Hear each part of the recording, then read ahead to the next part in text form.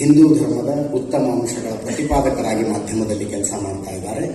ಹಿಂದುವಾಗಿ ಹುಟ್ಟಿರುವುದಕ್ಕಾಗಿ ಅದನ್ನ ಮಾಡುವುದು ಬೇರೆ, ಆದರೆ ತಿಳ್ಕೊಂಡು ಮಾಡುವುದು ಬೇರೆ ಅಂತ ವೀಣಾ ಮೇಡಮ್ ಅವರು ಹೇಳಿದ್ದು. ಈ ಸಭೆಗೆ ಒಂದು ಕ್ಲಾರಿಟಿ ಕೊಡೋದಕ್ಕೆ ಬಯಸ್ತೀನಿ. ನಮ್ಮ ವ್ಯವಸ್ಥೆ ನಾನು ಹಿಂದೂ ಅಲ್ಲ ಅಂತ ಡಿಸೈಡ್ ಮಾಡಿದೆ. ಈ ವ್ಯವಸ್ಥೆ ಯಾಕಂದ್ರೆ ನನ್ನ ತಂದೆ ತಾಯಿ ಜೈನ ಧರ್ಮವನ್ನು ಪಾಲಿಸುವಂಥವರು, ನನ್ನ ಕಾಸ್ಟ್ ಸರ್ಟಿಫಿಕೇಟ್ನಲ್ಲೂ ಜೈನ್ ಅಂತಾನೆ ಇದೆ. ಆದ್ರಿಂದ ನೀನು ಹಿಂದೂ ಅಲ್ಲ ಅಂತ ಈ ವ್ಯವಸ್ಥೆ ಡಿಸೈಡ್ ಮಾಡಿದೆ. ಆದರೆ ಈ ದೇಶದ ಜ್ಞಾನ ಪರಂಪರೆಯನ್ನ ತಿಳ್ಕೊಂಡಾಗ, ದರ್ಶನ ಪರಂಪರೆಯನ್ನು ತಿಳ್ಕೊಂಡಾಗ ನನಗೆ ಅರ್ಥ ಆಗತ್ತೆ, ಮಹಾವೀರನಂತಹ ಒಬ್ಬ ತೀರ್ಥಂಕರ ಹುಟ್ಟಿ ದೇವರ ಅಸ್ತಿತ್ವವನ್ನು ನಿರಾಕರಿಸಿ ಮೋಕ್ಷ ಮಾರ್ಗವನ್ನು ಬೋಧಿಸುವುದು ಈ ಮಣ್ಣಿನಲ್ಲಿ ಮಾತ್ರ ಸಾಧ್ಯ ಇತ್ತು. ಇಲ್ಲಷ್ಟೇ ಸಾಧ್ಯ ಇತ್ತು.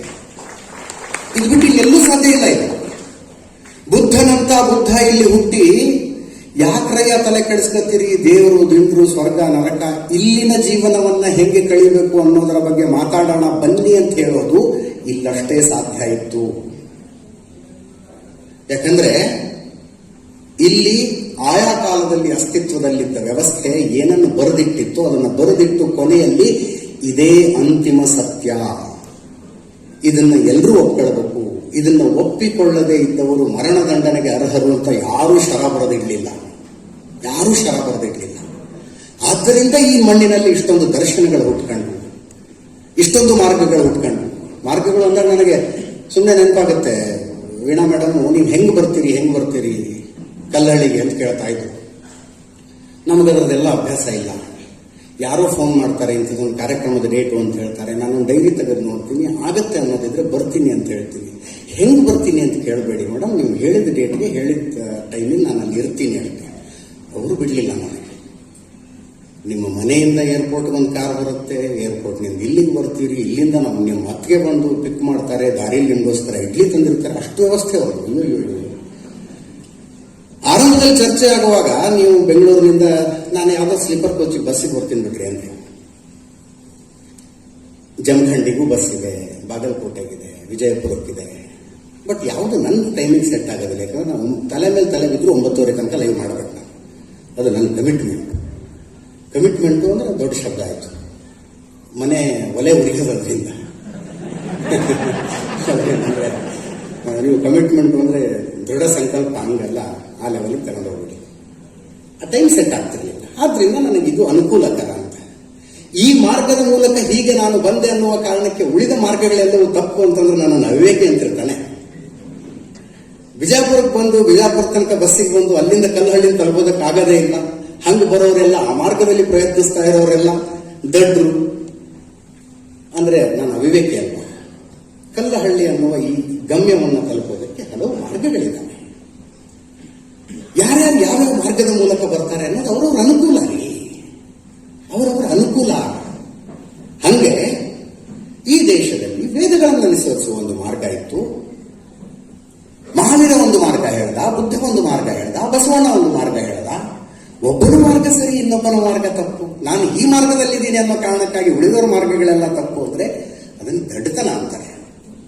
ಏಕಂ ಸತ್ವಿಪ್ರಾ ಬಹುಧಾ ವದಂತಿ ಅನ್ನುವಂತಹ ಅದೊಂದು ಮೇರು ಶ್ಲೋಕವನ್ನ, ಅದು ನಾವು ಇಲ್ಲದೆ ಇರುವ ಕಾಲಕ್ಕೆ, ಯಾರೂ ಇಲ್ಲದೆ ಇರುವ ಕಾಲಕ್ಕೂ ಕೂಡ ಅಂತಿಮ ಸತ್ಯವಾಗಿ ಉಳಿದುಕೊಳ್ಳುವಂತಹ ಶ್ಲೋಕವೊಂದನ್ನು ವೇದ ಕೊಡ್ತು. ಏಕಂ ಸತ್ವಿಪ್ರಾ ಬಹುಧಾ ವದಂತಿ. ಯಾವ್ಯಾವ ಮಾರ್ಗದ ಮೂಲಕ ಹೋದ್ರೂ ಕೂಡ ಅಂತಿಮವಾಗಿ ಸಾಕ್ತಾ ಇರೋದು, ಎಲ್ಲರೂ ತಲುಪೋದು ಒಂದೇ ಸತ್ಯವನ್ನ ಅನ್ನುವ ಮಾರ್ಗವನ್ನು ಹೇಳಿತು. ಅಂಥ ನಾಡಿನಲ್ಲಿ ಹುಟ್ಟಿದವರು. ಆ ಸಂಸ್ಕೃತಿ ಇಲ್ಲಿ ಇತ್ತು ಅನ್ನೋ ಕಾರಣಕ್ಕೆ ಮಹಾವೀರ ಹುಟ್ಟಕ್ಕೆ ಸಾಧ್ಯ ಆಯಿತು. ಆ ಸಂಸ್ಕೃತಿ ಇಲ್ಲಿತ್ತು ಅನ್ನೋ ಕಾರಣಕ್ಕೆ ಬುದ್ಧ ಹುಟ್ಟಕ್ಕೆ ಸಾಧ್ಯ ಆಯಿತು. ಬೇರೆ ಸಂಸ್ಕೃತಿಗಳಲ್ಲಿ ದೇವರ ವಿಷಯದಲ್ಲಿ ಭಿನ್ನಾಭಿಪ್ರಾಯ ತೆಗೆದವ್ರನ್ನ ಬಿಡಿ, ಭೂಮಿ ಗುಂಡಿಗಿದೆ ಅಂತವ್ರು ಹಿಡಿದು ಜೈಲಿಗೆ ಹಾಕಿದ್ರಿ. ದೇವರಿದ್ದಾನೆ, ದೇವರಿಲ್ಲ, ದೇವರ ಆ ಸ್ವರೂಪ ಈ ಸ್ವರೂಪ ಎಲ್ಲ ಬಿಟ್ಟಾಕಿ ನೀವು ಭೂಮಿ ದುಂಡಿಗಿದೆ ಅಂತ ಹೇಳಿದ್ದಕ್ಕೆ ಜೈಲಿಗೆ ಹಾಕಿದ್ರು, ಸುಟ್ಟೇ ಬಿಟ್ರು. ಭೂಮಿ ದುಂಡಿಗಿದೆ ಅಂತಿದ್ದಕ್ಕೆ. ಯಾಕೆ? ನಮ್ಮ ಗ್ರಂಥ ಚಪ್ಪಟೆ ಇದೆ ಅಂತ ಹೇಳುತ್ತೆ. ನೀನ್ ಯಾವ ದುಂಡಿಗಿದೆ ಅಂತ ಹೇಳಕ್ಕೆ?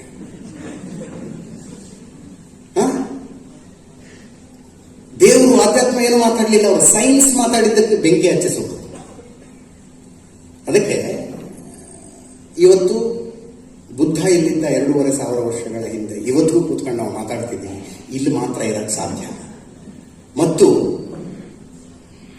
ಬುದ್ಧನ ನಂತರ, ಮಹಾವೀರನ ನಂತರ, ಬಸವಣ್ಣನ ನಂತರ ಅದೇ ಪರಂಪರೆಯಲ್ಲಿರುವ 100 ಜನರನ್ನ ಹುಟ್ಟು ಹಾಕಬಲ್ಲ ತಾಕತ್ತಿರೋದು ಇದೇ ಈ ಮಣ್ಣಿಗೆ.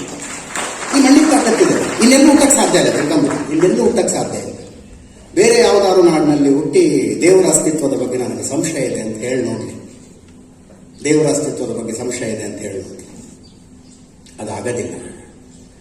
ಅಂಥದ್ದೊಂದು ಮಣ್ಣಿನಲ್ಲಿ ನಾವು ಹುಟ್ಟಿದ್ದೀವಿ. ಅದು ಯಾರು ಹೇಳಿದ್ರೂ ಗೊತ್ತಿಲ್ಲ. ವೀಣಾ ಮೇಡಮ್ಗೆ ಏನೋ ಕಮ್ಯುನಿಸ್ಟರ ಕೈಯಲ್ಲಿದ್ದ ಬುದ್ಧನನ್ನು ಅಶ್ವತ್ಥ ಕಟ್ಟೆಗೆ ತಗೊಂಡ್ಬಂದಿದ್ದೀರಿ ಅಂತ. ಅದನ್ನು ಸೀರಿಯಸ್ ಆಗಿ ಮಾಡಬೇಕಾಗಿದೆ ಆ ಕೆಲಸವನ್ನು. ಅವರು ವ್ಯಂಗ್ಯವಾಗಿ ಹೇಳಿದ್ರು ಏನೋ, ಆ ಕೆಲಸವನ್ನು ಗಂಭೀರವಾಗಿ ಮಾಡಬೇಕಾಗಿದೆ. ಅಶ್ವತ್ಥ ಕಟ್ಟೆ ಅಂದ್ರೆ ಏನೋ ಕಠೋರ ಕರ್ಮಠ ಜಾಗ ಅಂತ ಅನ್ಕೋಬೇಡಿ. ಊರು ಪಂಚಾಯತಿಗಳು ನಡೀತಾ ಇದ್ದಾರೆ. ಬುದ್ಧ ಇದ್ದ ಜಾಗ ಅದು. ಬುದ್ಧನನ್ನ ಮೂಲ ನಿವಾಸಕ್ಕೆ ಕರ್ಕೊಂಡು ಬರಬೇಕಾಗಿದೆ, ಬುದ್ಧ ಇದ್ದ ಜಾಗಕ್ಕೆ. ಅಂಥದ್ದೊಂದು ಕಾರ್ಯವನ್ನ ಮಾಡೋಣ. ಏನು ಬೇಕಾಗಿರೋದಿಷ್ಟೇ. ನಾವು ಈಸ್ ಬುದ್ಧ ಮಿಸ್ಅಂಡರ್ಸ್ಟುಡ್ ಅಂತ ಓಶೋ ಅವ್ರನ್ನ ಕೇಳ್ತಾರೆ. ಯಾರು ಓಶನ್ ಕೇಳ್ತಾರೆ. ಓಶೋ ಹೇಳ್ತಾರೆ Buddha is bound to be misunderstood ಅಂತ. ತಪ್ಪು ಕಲ್ಪನೆಗಳು ಬರಲೇಬೇಕು ಬುದ್ಧನ ಬಗ್ಗೆ. ಯಾಕಂದ್ರೆ ಆತ ವ್ಯಾಖ್ಯಾನಿಸಲಾಗದ್ದನ್ನ ವ್ಯಾಖ್ಯಾನಿಸೋದಕ್ಕೆ ಹೊರಟ.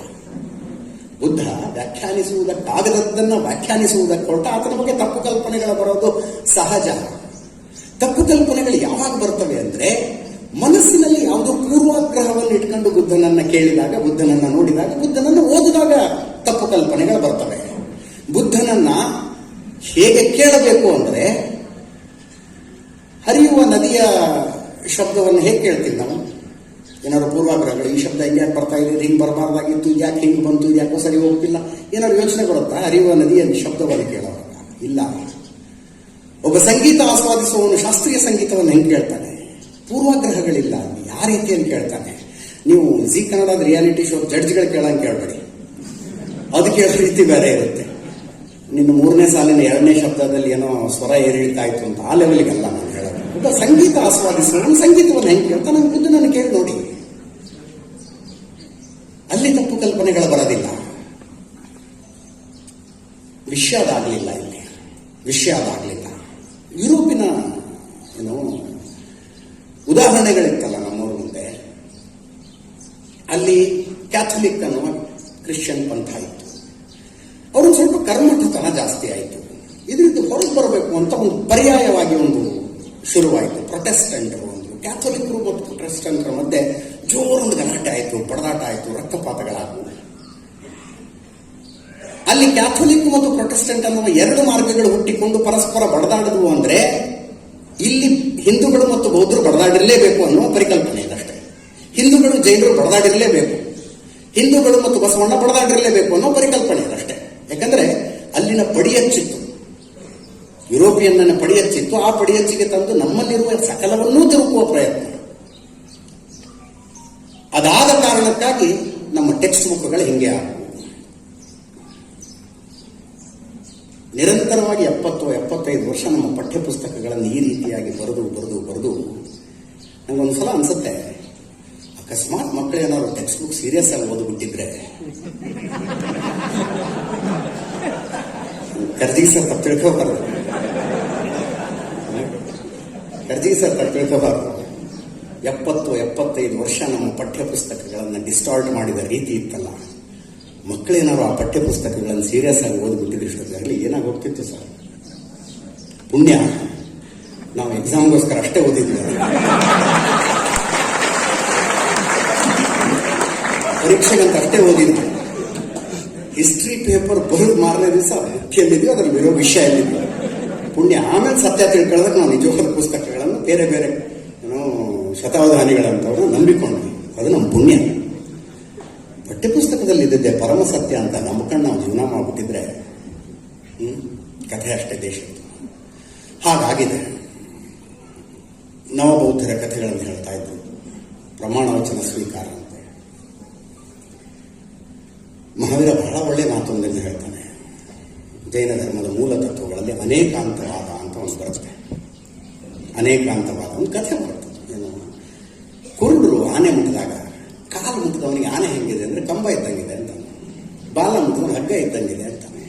ಬಟ್ಟೆ ಮುಟ್ಕೊಂಡು ಬಂಡೆ ಇದ್ದಂಗಿದೆ ಅಂತಾನೆ. ಕಿವಿ ಮುಟ್ಟಿದವನು ಈ ಕಾಳು ಹಸನು ಮಾಡೋ ಮರ ಇದ್ದಂಗಿದೆ ಅಂತಾನೆ. ಯಾರು ತಪ್ಪು ಯಾರು ಸರಿ? ಅವರವರ ಅನುಭವಕ್ಕಷ್ಟು ಬಂದಿತ್ತು, ಆದ್ದರಿಂದ ಅವರವರೇ ಸರಿ. ಟೈಮ್ ಎಷ್ಟು ಅಂತ ನೀವು ಕೇಳಿದ್ರೆ ನಾನು ಹೇಳ್ತೀನಿ 12 ಗಂಟೆ 10 ನಿಮಿಷ. ಈಗ 12 ಗಂಟೆ 10 ನಿಮಿಷ. ಪರಮ ಸತ್ಯವಾ? ಅಲ್ಲ. ಅಮೆರಿಕದಲ್ಲಿ ಬೇರೆ ಟೈಮ್ ಆಗಿದ್ದಾರೆ. ಈಗ ಇಂಗ್ಲೆಂಡ್ನಲ್ಲಿ ಇನ್ನೇನೋ time. This is the relative truth. ಸತ್ಯ, ನನಗೆ ಸಂಬಂಧಿಸಿದ ಸತ್ಯ ಈಗಿಷ್ಟು ಟೈಮ್ ಆಗಿದೆ ಅಂತ. ಹಾಗೆ ಅನೇಕಾಂತವಾದ ಒಂದು ಬೆಟ್ಟ ನಮಗೆ ಹೆಂಗೆ ಕಾಣಿಸ್ತಾ ಇದೆ ಅನ್ನೋದು ನಾವೆಲ್ಲಿ ನಿಂತ್ಕೊಂಡು ನೋಡ್ತಾ ಇದ್ದೀವಿ ಅನ್ನೋದರ ಮೇಲೆ ಆಧಾರ ಆಗಿದೆ. ಒಂದು ಬೆಟ್ಟ ಇನ್ನೊಬ್ಬನಿಗೆ ಇನ್ನೊಂದು ರೀತಿಯಲ್ಲಿ ಕಾಣಿಸ್ತಾ ಇದೆ ಅಂದ್ರೆ ಅದು ಅವನು ತಪ್ಪು ಅಂತಲ್ಲ. ನೀನು ಹೋಗಿ ಅಲ್ಲಿ ನಿಂತ್ಕೊಂಡ್ರೆ ನಿನಗೂ ಹಂಗೆ ಕಾಣಬಹುದು. ಅವನು ಬಂದು ನಿನ್ನ ಪಕ್ಕದಲ್ಲಿ ನಿಂತ್ಕೊಂಡ್ರೆ ನಿನಗೆ ಕಂಡ ಬೆಟ್ಟವೇ ಅವನನ್ನು ಕಾಣಬಹುದು.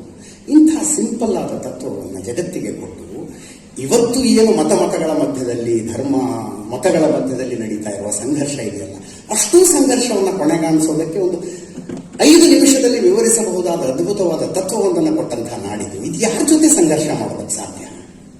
ಈ ನಾಡು ಈ ನಾಡಿನ ಸಂಸ್ಕೃತಿ ಯಾರ್ದಾರ ಜೊತೆ ಸಂಘರ್ಷ ಮಾಡುವ ಸಾಧ್ಯತೆ ನಾವು ಇದೆಯಾ?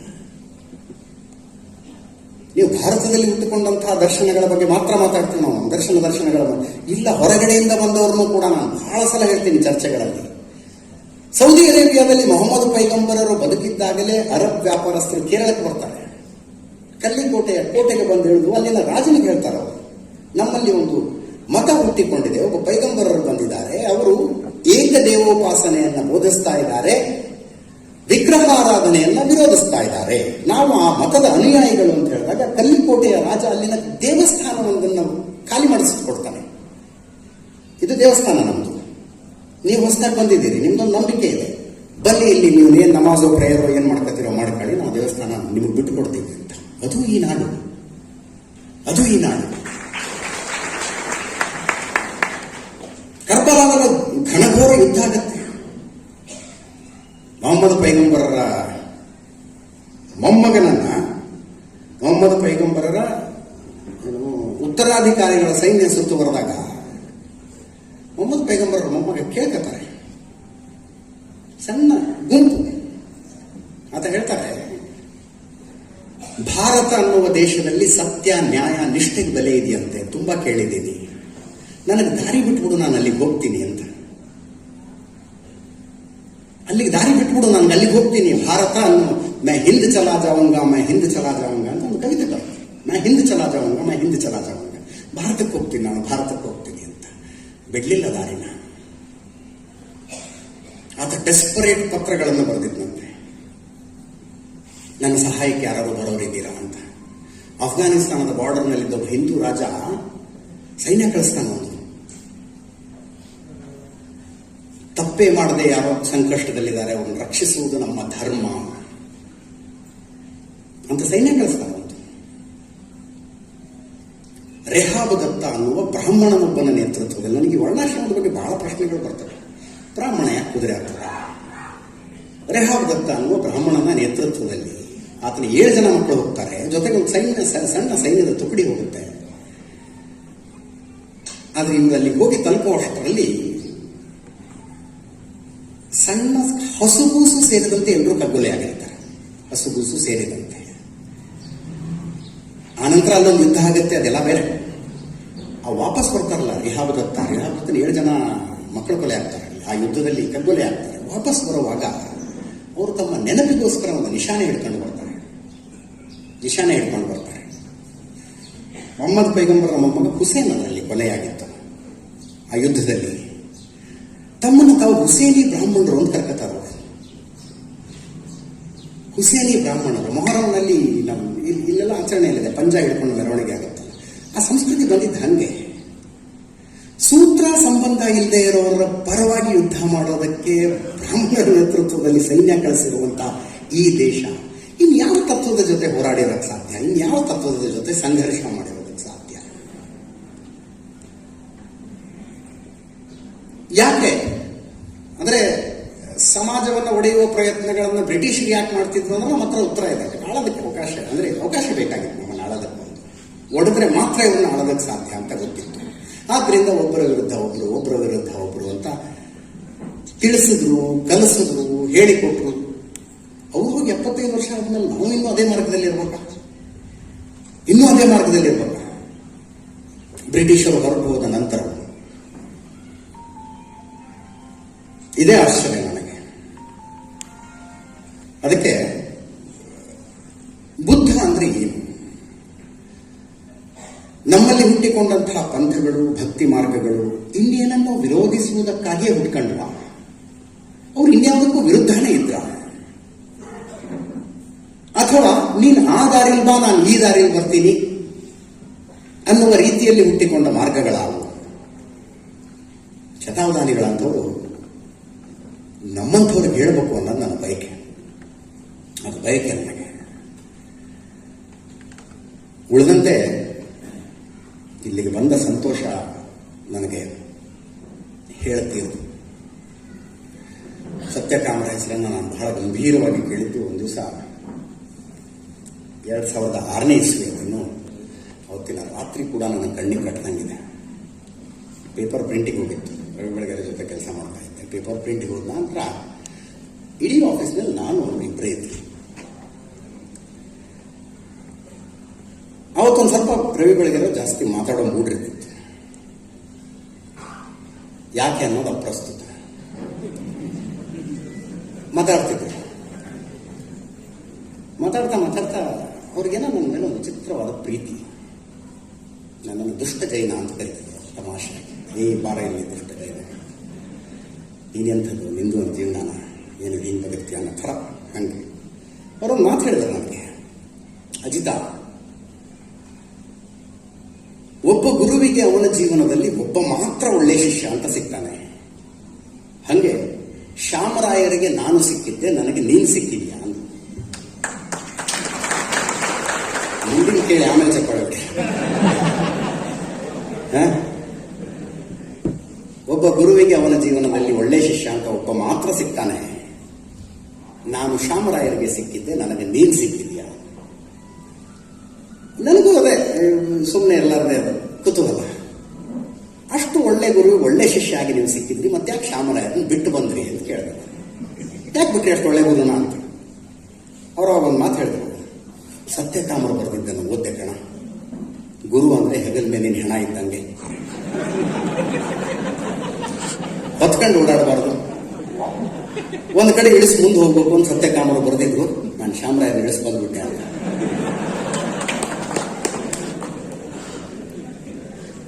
ಮಾರನೇ ದಿವಸ ನಾನು ಆಫೀಸ್ಗೆ ಹೋಗ್ಲಿಲ್ಲ.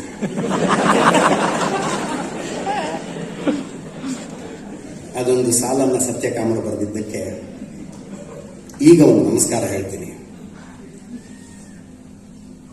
ಆ ಸಾಲು ಸತ್ಯಕಾಮರು ಬರೆಯದೆ ಇದ್ದಿದ್ರೆ, ಅಥವಾ ಅವರು ಬರೆದು ರವಿ ಬೆಳಗೆರೆ ಅವರ ಹತ್ರ ನನಗೆ ಹೇಳದೇ ಇದ್ದಿದ್ರೆ, ನಾ ಮುಂದೆ ಹೆಂಗೆ ಹೋಗ್ಲಿ ಜೀವನದಲ್ಲಿ ಅನ್ನೋದು ಪ್ರಶ್ನೆನೇ ಬರ್ತಿರಲಿಲ್ಲ. ಆ ರೀತಿಯಾಗಿ ಒಂದು ಸನ್ನಿವೇಶದಲ್ಲಿ ಸತ್ಯಕಾಮರ ಹೆಸರು ಗಂಭೀರ ಅನ್ನುವಂಥ ರೀತಿಯಲ್ಲಿ ನಾವೆಲ್ಲ ಸಾಹಿತ್ಯದ ವಿದ್ಯಾರ್ಥಿಗಳಲ್ಲ, ಆ ವಾತಾವರಣದಲ್ಲೂ ಹುಟ್ಟಿದವರಲ್ಲ. ಒಂದು ಹುಬ್ಳಿ ಹತ್ರ ಚಬ್ಬಿ, ಅಪ್ಪ ತೋಟ ಮಾಡ್ತಾರೆ, ಅಮ್ಮ ಮನೆಯಲ್ಲಿರ್ತಾರೆ. ನಮಗೆ ಸಾಹಿತ್ಯ ಪೇಪರ್ ಓದಿದ್ರೆ ದೊಡ್ಡದು ಅನ್ನೋ ವಾತಾವರಣದಲ್ಲಿ ಹುಟ್ಟಿದವರು ನಾವು. ಏನೋ ಒಂದು ಪತ್ರಿಕೋದ್ಯಮದಲ್ಲಿ ಇಲ್ಲಿ ಅನ್ನ ದುಡ್ಕೋಬೇಕು ಅಂತಿತ್ತು ಅನ್ಸುತ್ತೆ. ಕರ್ಮಧರ್ಮ ಸಂಯೋಗ ಅಂತಾರಲ್ಲ, ಆ ರೀತಿಯಲ್ಲಿ ಬಂದವರು ನಾವು. ಹೀಗಾಗಿ 2006ರಲ್ಲಿ ಸತ್ಯಕಾಮರ ಹೆಸರು ಗಂಭೀರವಾಗಿ ನಮ್ಮ ಕಿವಿಗೆ ಬಿದ್ದಿತ್ತು. ಋಷಿ ಸದೃಶ ಬದುಕು ಅಂದ್ರೆ ಏನು ಅಂತ ನನಗೆ ಸತ್ಯಕಾಮರ ಬದುಕನ್ನು ನೋಡಿದ ಮೇಲೆ ಗೊತ್ತಾಗಿತ್ತು. ಅದೊಂದೇನೋ ಮಾತು ಹೇಳ್ತಾರೆ ದೊಡ್ಡವರು, ಏನನ್ನು ಮಾಡಿದ್ರು 100% ಮಾಡಬೇಕಂತೆ, ಯಾವುದನ್ನು ಅರೆ ಮನಸ್ಸಿನಿಂದ ಮಾಡಬಾರ್ದು. ಏನನ್ನೇ ಮಾಡಿ 100%. ನಾನು ಅದನ್ನು ತಮಾಷೆಯಾಗಿ ಹೇಳ್ತಿರ್ತೀನಿ. ಕಳ್ಳಾದ್ರೆ ವೀರಪ್ಪನಂತ ಕಳ್ಳರೆ ಆಗ್ಬೇಕು, ಸಣ್ಣ ಪುಟ್ಟ ಆಡಬಾರ್ದು ಅಂತ. ಅಂದ್ರೆ you have to give everything. ಹಾಗೆ ತಾವು ಮಾಡಿದ ಎಲ್ಲದರಲ್ಲೂ ಎವ್ರಿಥಿಂಗ್ ಅನ್ನ ಕೊಟ್ಟಂಥವ್ರು ಸತ್ಯಕಾಮರು. ಇಲ್ಲದೆ ಹೋದ್ರೆ ಈ ಭಾಗದಲ್ಲಿ ಈ ಸುಮ್ಮನೆ ಕಲ್ಪಿಸಿಕೊಳ್ಳೋದಕ್ಕೆ ಸಾಧ್ಯನ? ಇದನ್ನ ಕಲ್ಪನೆ ನಾವು ಮಾಡ್ಕೊಳಕ್ಕಾಗತ್ತೆ ಅಂದ್ರೆ ಹಿಂಗೊಂದು ತಂತ್ರ ಕಲಿತು ಉಜ್ಜಯಿನಿಗೆ ಹೋಗಿ ಹೀಗೆ ಎವ್ರಿಥಿಂಗ್ ಕಲಿತಿದ್ದು ಸಾಕು ಅನ್ನಿಸ್ತು. ಅದು ಯಾವ ಮಟ್ಟಿಗೆ ಬಿಟ್ಟರು ಅಂದರೆ ಕಪ್ಪುತ್ತು ಗುಡ್ಡದ ಮೇಲೆ 40% ಗುಡ್ಡ ಸುಟ್ಟು ಹೋಗಿತ್ತಂತೆ. ಅವ್ರ ಕಾಲ ಮೇಲೆ ತಲೆ ಕೆಳಗೆ ಹಾಕಿ ಮಲಗಿಕೊಂಡು ಈ ವಿದ್ಯೆ ನನಗೆ ಸಾಕು ಅಂದ ರೀತಿಗೆ ಕಪ್ಪುತ್ತು ಗುಡ್ಡದ 40% ಗುಡ್ಡ ಸುಟ್ಟು ಹೋಗಿತ್ತು. ಅಂದರೆ ಏನದು? ಪಡೆಯೋದಿದ್ರೆ ಹಂಗೆ ಪಡೆಯಬೇಕು, ಬಿಡದಿದ್ರೆ ಹಂಗೆ ಬಿಡಬೇಕು. ಆ ರೀತಿಯಾಗಿ ಬದುಕಿದ ಜೀವ. ಸಾಹಿತ್ಯ ಅಂದರೆ ಸಾಹಿತ್ಯ, ಕೃಷಿ ಅಂದರೆ ಕೃಷಿ, ಆಧ್ಯಾತ್ಮ ಅಂದರೆ ಆಧ್ಯಾತ್ಮ. ನನಗೆ ಅಂಥವ್ರ ಜೊತೆಗಿದ್ದ ವೀಣಾ ಮೇಡಮ್ ನನಗೆ ಮೆಸೇಜ್ ಹಾಕೋದು. ಫಸ್ಟ್ ಕಾಲ್ ಮಾಡಿದ್ದಾರೆ ಅವರು. ನಂದು ಈ ಅನ್ನೋನ್ ನಂಬರ್ ರಿಂಗ್ ಆಗೋದಿಲ್ಲ, ಒಂದು ಸೆಟ್ಟಿಂಗ್ ಅಷ್ಟೇ, ಇನ್ನೇನಿಲ್ಲ.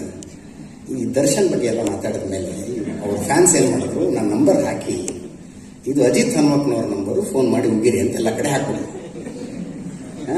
ಅದು ಹೆಂಗೆ ಬರೋಕ್ಕೆ ಶುರು ಹೋಗೋದು ಕಾಲ್ ಅಂದ್ರೆ, ನನ್ನ ಟೆಕ್ನಾಲಜಿಗೆ ಆಪ್ಷನ್ ಇದೆ ರೀ. ನಾನು ಯಾವ ನಂಬರನ್ನು ಸೇವ್ ಮಾಡ್ಕೊಂಡಿದ್ದೀನಿ ಅದಷ್ಟೇ ನಂಗೆ ರಿಂಗ್ ಹಾಕ್ಬೇಕಪ್ಪ, ಉಳಿದಿದ್ದು ಯಾವುದೋ ರಿಂಗೇ ಆಗ್ಬಾರ್ದು ಹಂಗೆ ಮಾಡಿಟ್ಟೆ ಅದನ್ನು. ಆಮೇಲೆ ನಮ್ದೆಲ್ಲ ಲೈವ್ ಮುಗಿದು ಯಾವ ಮೆಸೇಜ್ ಬಂದಿದೆ ಅಂತ ನೋಡಿದ್ರೆ, ನಾನು ವೀಣಾ ಬನ್ನಂಜೆ ಅಂತ ಮೆಸೇಜ್. ನನಗೆ ವಾಪಸ್ ಕಾಲ್ ಮಾಡ್ಬೇಕಾ ಮಾಡಬಾರ್ದಾ? ಕಾಲ್ ಮಾಡಿದ್ರೆ ಹಲೋ ಅನ್ಬೇಕಾ, ನಮಸ್ಕಾರ ಅನ್ಬೇಕಾ, ವೀಣಮ್ಮ ಅನ್ಬೇಕಾ, ವೀಣಕ್ಕ ಅನ್ಬೇಕಾ, ಮೇಡಮ್ ಅಂದ್ರೆ ಓಕೆನಾ? ಈ ರೀತಿಯ ಗೊಂದಲದಲ್ಲಿ ಸುಮಾರು ಹೊತ್ತು ಮುಳುಗಿದ್ದೆ ನಾನು. ಅಜಿತ್ ಹನುಮಪ್ಪನವರು ಯಾರು ಅಂತ ನನಗೆ ಅಷ್ಟಾಗಿ ಗೊತ್ತಿಲ್ಲ ಅಂದ್ರು, ಅವ್ರ ಸೌಭಾಗ್ಯ ಗೊತ್ತಿಲ್ಲ ನಿಮಗೆ. ಬಟ್ ನನಗೆ ವೀಣಾ ಬನ್ನಂಜೆ ಯಾರು ಅಂತ ಗೊತ್ತು. ನನ್ನ ಸೌಭಾಗ್ಯ ಅದು, ನನ್ನ ಸೌಭಾಗ್ಯ. ನಿಮ್ಗೆ ಅಜಿತ್ ಹನುಮಪ್ಪನವ್ರು ಯಾರು ಅಂತ ಗೊತ್ತಿದ್ದು, ನಿಮ್ಮ ಮನೇಲಿ ಒಂದು ಟಿವಿ ಇತ್ತು, ದಿನಕ್ಕೆ ನೀವು ಒಂದು 3-4 ತಾಸು ನ್ಯೂಸ್ ಚಾನಲ್ಗಳನ್ನು ನೋಡುವ ಅಭ್ಯಾಸ ಇದ್ರೆ, ಹಾಗೆ ಭಾವ ತೀವ್ರತೆಯಿಂದ ಇಲ್ಲಿ ನಿಂತ್ಕೊಂಡು ಮಾತಾಡೋದಕ್ಕೆ ಆಗೋದಿಲ್ಲ ನಿಮಗೆ. ಆಡುವ ಮಾತುಗಳನ್ನು ಅಳದು ತೂಗಿ ಆಡ್ತೀರಿ ನೀವು. ಆಗೋದಿಲ್ಲ ಸರ್ ಅದು. ನೀವು ದಿನಕ್ಕೆ 3-4 ತಾಸು ನ್ಯೂಸ್ ಚಾನಲ್ ಕಂಟಿನ್ಯೂಸ್ ನೋಡಿ ಈಗ ನಾನೇ ಇಷ್ಟು ಅಳದು ತೂಗಿ ಮಾತಾಡ್ತೀನಿ. ನನಗೆ ಮುಂದೆ ಕ್ಯಾಮರಾ ಇದ್ದಾಗ ನಾನು ಹೇಳಿದ ಯಾವ ವಾಕ್ಯ ಕಟ್ ಮಾಡಿ ಹೆಂಗೆ ಹಾಕ್ಬೋದು ಅನ್ನೋದರ ಸ್ಪಷ್ಟ ಪರಿಕಲ್ಪನೆ ಇರುತ್ತೆ. ಆಕ್ಚುಲಿ ಅಳದು ತೂಗಿನೇ ಮಾತಾಡೋದು ಅದನ್ನ. ಹಂಗೆ ವೀಣಾ ಮೇಡಮ್ ಅವ್ರದ್ದೊಂದು ಸೌಭಾಗ್ಯ ಅದು. ಟಿವಿ ಇಲ್ದೇನೆ ನ್ಯೂಸ್ ಚಾನಲ್ಗಳನ್ನು ನೋಡದೆ ಒಳ್ಳೆಯದು. ಅದಕ್ಕಾಗಿ ಇಷ್ಟು ಹೆಂಗೆ ಮಾತಾಡ್ತಾರಂದ್ರೆ, ನದಿ ಹರಿದು ಹೋದಂಗಿರುತ್ತೆ, ಜಲಪಾತ ಧುಮ್ಮಿಕ್ಕದಂಗೆ ಇರುತ್ತೆ ಅವ್ರು ಮಾತಾಡೋದು. ಕೇಳಕ್ಕೆ ಖುಷಿ ಆಗುತ್ತೆ. ಅಲ್ಲ, ಅವ್ರು ಅಲ್ಲಮನ ಬಗ್ಗೆ ಮಾತನಾಡಿದ್ದನ್ನು ಕೇಳಿದೆ ನಾನು. ಎಷ್ಟು ಸಲ ಕೇಳಿದ್ನೋ, 2 ಸಲ ಕೇಳಿದ್ನು. ಒಬ್ಬನೇ ಎಲ್ಲರ ಕಾರ್ ಡ್ರೈವ್ ಮಾಡ್ಕೊಂಡು ಹೊಂಟಿದ್ರೆ ನಾನು ಕಾರಲ್ಲಿ ಹಾಕೊಂಡು ಕೇಳ್ತಾ ಹೋಗ್ತಿದ್ದೆ ಅದನ್ನು. ಅಂಥ ಸೌಭಾಗ್ಯವಂತರು ಸತ್ಯಕಾಮರ ಜೊತೆಗೆ ಅವ್ರನ್ನ ಹತ್ತಿರದಿಂದ ನೋಡಿ, ಅವ್ರ ಜೊತೆಗೆ ಪ್ರಯಾಣಿಸಿ ಇಲ್ಲಿ ಬದುಕಿದಂತಹ ಬದುಕುವಂತಹ ಸೌಭಾಗ್ಯ ಅವರಿಗೆ ಸಿಕ್ಕಿತ್ತು. ಅಂಥವ್ರು ನನಗೆ ಮೆಸೇಜ್ ಮಾಡಿ ಕಾರ್ಯಕ್ರಮಪ್ಪ ಅಂತ ನಾನು ಆ್ಯಕ್ಚುಲಿ ಏನು ಅನ್ಕೊಂಡಿದ್ದೆ, ಈ ಲೋಕಸಭಾ ಚುನಾವಣೆ ಅನ್ನೋದು ನಮ್ಮಂಥ ಪತ್ರಕರ್ತರ ಹಿಪ್ಪೆ ಮಾಡಿಬಿಡುತ್ತೆ. ಎನಿ ಚುನಾವಣೆ ಫಾರ್ ಮಾಡ್ತಾರೆ, ವಿಧಾನಸಭೆನ ಚುನಾವಣೆ ಮುಗಿಸಿದ ತಕ್ಷಣ ನಾವು ಒಂದಷ್ಟು ದಿವಸ ರಜೆ ಹಾಕಿ ಎಲ್ಲರೂ ದೇಶಾಂತರ ಹೋಗ್ಬಿಡ್ತೀವಿ. ವಾಪಸ್ ಬರ್ಬೇಕು ಅನ್ಸೋ ತನಕ ಬರೋದಿಲ್ಲ ನಾವು ಹಂಗೆ. ಬಟ್ ಈ ಸಲ ಏನಾಯ್ತು, ಎಲೆಕ್ಷನ್ ಮುಗಿದ ತಕ್ಷಣ ಪ್ರಜ್ವಲ, ದರ್ಶನ, ಸೂರಜ್, ಆಕ್ಚುಲಿ ನಾನೇ ನಿರ್ಧಾರ ಮಾಡ್ಕೊಂಡೆ, ಮುಂದಿನ 6 ತಿಂಗಳು ನಾನು ಯಾವ ವೇದಿಕೆ ಭಾಷಣವನ್ನು ಮಾಡೋದಿಲ್ಲಪ್ಪ. ಅಷ್ಟರ ಮಟ್ಟಿಗೆ ಅದು ಮೌನ ಆಚರಿಸಬೇಕು ಅಂತ, ವೇದಿಕೆ ಭಾಷಣವನ್ನು ಮಾಡಬಾರ್ದು. ನಾನೇ ತೀರ್ಮಾನ ಮಾಡ್ಕೊಂಡೆ. ಯಾರು ಆತ್ಮೀಯರು ಕೇಳಿದ್ರೆ ಅದೇ ಹೇಳ್ತಿದ್ದೆ ನಾನು, ಇಲ್ಲಪ್ಪ ಒಂದು 6 ತಿಂಗಳು ಕರಿಬೇಡಿ ನನ್ನ ನೀವು.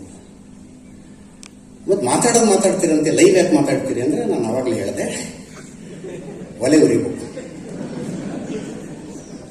ವೇದಿಕೆ ಭಾಷಣವನ್ನು ಮಾಡೋದಿಲ್ಲ ಅಂತ ನಾನೇ ಅಂದ್ಕೊಂಡಿರುವಾಗ ವೀಣಾ ಬನ್ನಂಜೆ ಮೇಡಮ್ ಮೆಸೇಜ್ ಹಾಕಿದ್ರೆ ಹೆಂಗೆ ಅನ್ಸುತ್ತೆ? ಅದಕ್ಕೆ ಹೇಳಿದೆ ನಾನು ಅವ್ರಿಗಿಲ್ಲ, ನಾನೆಲ್ಲೋ ಕಾರ್ಯಕ್ರಮದಲ್ಲಿ ಭಾಗವಹಿಸುವವರ ಮಧ್ಯದಲ್ಲಿ ಕೂತ್ಕೊಂಡು ಶತಾವಧಾನಿಗಳ ಮಾತನ್ನು ಕೇಳ್ಕೊಂಡು ಹೋಗ್ತೀನಿ ಅಂತ. ಅವರಿಲ್ಲ, ನೀವು ಬರಲೇಬೇಕು ಅಂತ. ಆ ಒಂದು ಕಾರಣಕ್ಕಾಗಿ ನನಗೆ ಇಲ್ಲಿ ಬರದೇ ಇದ್ರೆ ಏನೇನು ಕಳ್ಕತ್ತಿದ್ದೆ ಅಂತ ಬಂದ ಮೇಲೆ ಅರಿವಾಯಿತು. ಇಲ್ಲಿ ಸತ್ಯಕಾಮರು ಹೇಗೆ ಬದುಕಿರಬಹುದು, ಸ್ವಾತಂತ್ರ್ಯ ಹೋರಾಟಗಾರರಿಗೆ ಕೊಡುವ ಇನಾಮಿನ ರೂಪದಲ್ಲಿ ಬಂದಂತಹ ಈ ಭೂಮಿಯಲ್ಲಿ 4 ವರ್ಷ ಬರೀ ಕಲ್ಲಾರಿಸಿದ್ರಂತೆ. 4 ವರ್ಷ ಬರೀ ಕಲ್ಲಾರಿಸಿದ್ರಂತೆ.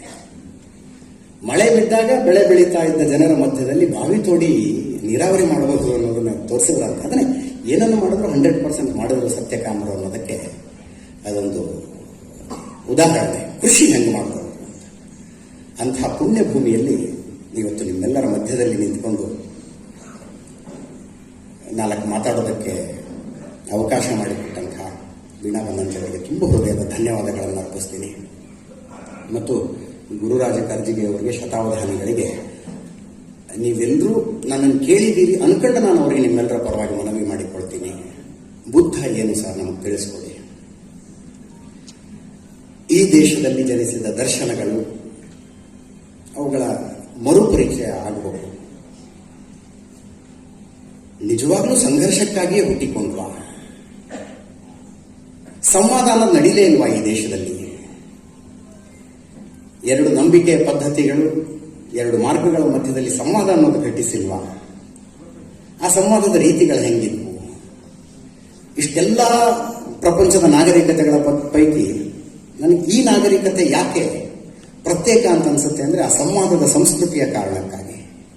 ನೀವು ಇತಿಹಾಸನ ಹೆಂಗೆಲ್ಲ ತಿರುಚಿ ಏನೋ ಮಾಡಿ, ಆದರೆ ಒಂದು ನಾಡಿನ ರಾಜ ತಾನು ನಂಬುವ ಧರ್ಮವನ್ನ ಇನ್ನೊಬ್ಬ ಪಾಲನೆ ಮಾಡಲಿ ಅನ್ನುವ ಕಾರಣಕ್ಕೆ ದಂಡು ಕಟ್ಟಿಕೊಂಡು ಯುದ್ಧಕ್ಕೆ ಹೋದ ಅಂತ ಯಾವ ಇತಿಹಾಸನೂ ಇಲ್ಲ ಈ ದೇಶದಲ್ಲಿ. ದಂಡು ಕಟ್ಕೊಂಡು ಯುದ್ಧಕ್ಕೆ ಹೋದ ಯಾಕೆ? ಧರ್ಮ ಪ್ರಸಾರಕ್ಕಾಗಿ, ಪ್ರಚಾರ ಅಲ್ಲ ಪ್ರಸಾರಕ್ಕಾಗಿ ಯುದ್ಧಕ್ಕೆ ಹೋದ ಅನ್ನುವ ಇತಿಹಾಸ ಇಲ್ಲ. ರಾಜರ ಮಕ್ಕಳು ಮೊಮ್ಮಕ್ಕಳು ಸನ್ಯಾಸ ತಗೊಂಡು ಇನ್ನೊಂದು ದೇಶಕ್ಕೆ ಹೋದರು. ಕೈಯಲ್ಲಿ ಬುದ್ಧ ತಪಸ್ಸು ಮಾಡಿದ ಆಲದ ಮರದ ಟೊಂಗೆ ಹಿಡ್ಕೊಂಡು ಹೋದ್ರು. ಅವರು ಖಡ್ಗ ಹಿಡ್ಕೊಂಡು, ಕುದುರೆ ಹತ್ಕೊಂಡು ಅಲ್ಲ. ಅಂಥ ನಾಡಿನಲ್ಲಿ ಬುದ್ಧನ ವಿಷಯದಲ್ಲಿ, ಬಸವಣ್ಣನ ವಿಷಯದಲ್ಲಿ, ಮಹಾವೀರನ ವಿಷಯದಲ್ಲಿ ಈ ವೈರುಧ್ಯಗಳನ್ನು ಕಟ್ಟಿಕೊಡುವಂತಹ ಪ್ರಯತ್ನ ಯಾಕೆ? ಇನ್ನು ಪ್ರಯತ್ನ ಅನ್ನೋದಿಲ್ಲ, ನಾನು ಷಡ್ಯಂತ್ರ ಅಂತಾನೆ ಅಂತೆ. ಅದಕ್ಕಿಂತ ಸೂಕ್ತ ಶಬ್ದ ಇನ್ನೊಂದಿಲ್ಲ. ಅದು ಯಾಕೆ? ಬುದ್ಧ ಎಲ್ಲರವನು, ಮಹಾವೀರ ಎಲ್ಲರವನು ಯಾವುದೋ ಕಾರಣಕ್ಕೆ ಯಾವುದೋ ಕಾಲದಲ್ಲಿ ಬರೆದಿಟ್ರು. ಬುದ್ಧ, ಸಿಖ್, ಜೈನ ಅದನ್ನು ಒಪ್ಕೊಂಡು ಹೋಗ್ತಾ ಇದ್ದೀವಿ ಅಷ್ಟೇ. ಅದನ್ನು ಬದಲಾಯಿಸೋದಕ್ಕಾಗತ್ತೋ ಇಲ್ಲವೋ? ಅಟ್ಲೀಸ್ಟ್ ಮನಸ್ಥಿತಿಗಳನ್ನು ಬದಲಾಯಿಸೋದಕ್ಕಾಗತ್ತಾ? ಈ ವಿಷಯದಲ್ಲಿ ನಮ್ಮ 4 ಮಾತುಗಳನ್ನು ಹೇಳಬೇಕು ಅಂತ ನಾನು ಶತಾವಧಾನಿಗಳನ್ನು ಮತ್ತು ಕರ್ತಿಗಿ ಸರ್ನ ಕೇಳಿಕೊಂಡು 7 ಮಾತುಗಳನ್ನು ಮುಗಿಸ್ತೀನಿ.